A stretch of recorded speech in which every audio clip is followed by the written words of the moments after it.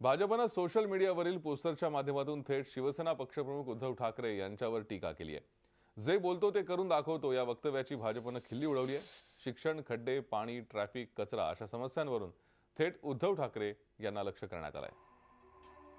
तर महापालिका निवडणुकीसाठीची युती तुटल्यानंतर शिवसेना भाजपमधले संबंध ताणले गेलेत। या पार्श्वभूमीवर सामना या मुखपत्रातून शिवसेनेनं भाजपचा खरपूस समाचार घेतलाय।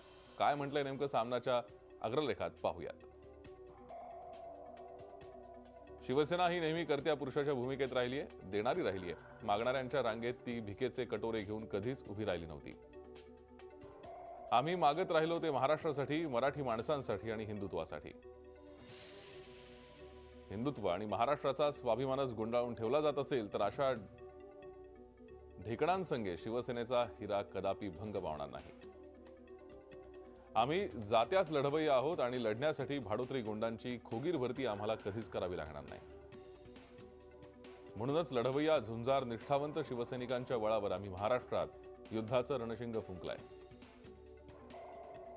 महाराष्ट्राच्या स्वाभिमानासाठी, मराठी माणूस आणि हिंदुत्वाच्या भल्यासाठी यापुढे शिवसेनेनं भारतीय जनता पक्षाचे जोखड झुगारून दिलाय।